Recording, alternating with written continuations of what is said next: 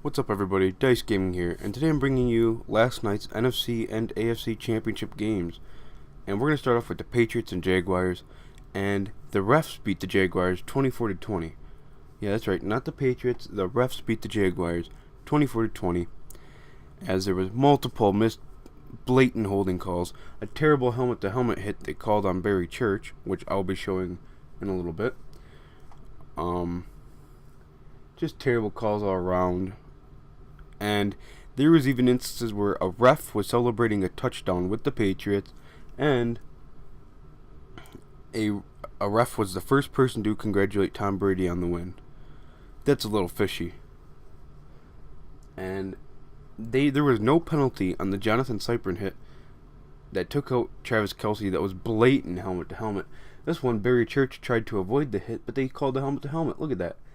He barely clipped him. And, well, Tom Brady ended up throwing for 290 yards, 2 touchdowns, no picks. And the running game was not too good, as Dion Lewis had 34 yards with a 3.8 yards per carry, and James White had 3 carries for 4 yards and a touchdown. But, of course, the refs had to beat the Jaguars. But then for the defense for the Patriots, Kyle Van Noy had 9 total tackles and a sack. Trey Flowers had 9 total tackles, and Lawrence Guy had 6 total tackles and a sack. For the Jaguars, Blake Bortles had 293 yards, 1 touchdown, no picks. Leonard Fournette had 24 carries, 76 yards, 3.2 yards per carry with a touchdown. Allen Hurns had 6 receptions, 80 yards. And Brandon Cooks had 6 receptions for 100 yards. And Danny Amendola had 7 receptions for 84 yards and 2 touchdowns. While Telvin Smith for the Jaguars defense had 8 tackles, Marcel Darius had 5 total tackles and a sack, and Dante Fowler Jr. had 3 tackles and 2 sacks. It's just a shame when the refs have to beat a team. And there's the blatant missed holding call.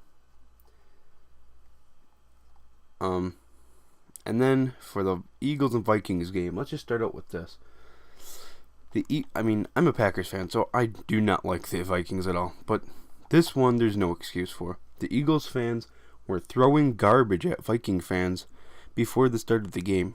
Like, in my opinion, that is unacceptable. Even though I hate the Vikings, you can't be doing that. If that were to happen to me, I would have honestly knocked out a couple of those classless Eagle fans. And the Eagles just dominated the Vikings all game, which I loved, as the Eagles won 38-7, with Case Keenum not playing very good, 28 for 48 throwing with 2 picks. He did have a touchdown and 271 yards, and their top rusher was Jerick McKinnon, who had 10 carries for 40 yards, but he did make up for it with 11 receptions, 86 yards. I mean, don't get me wrong, 10 carries and 40 yards is not bad, but when that's your top rusher, there's something really wrong in there. The Eagles defense just destroyed them. And for the Vikings defense, you had Daniel Hunter with 6 total tackles and a sack, and Eric Kendricks with 6 tackles. Then for the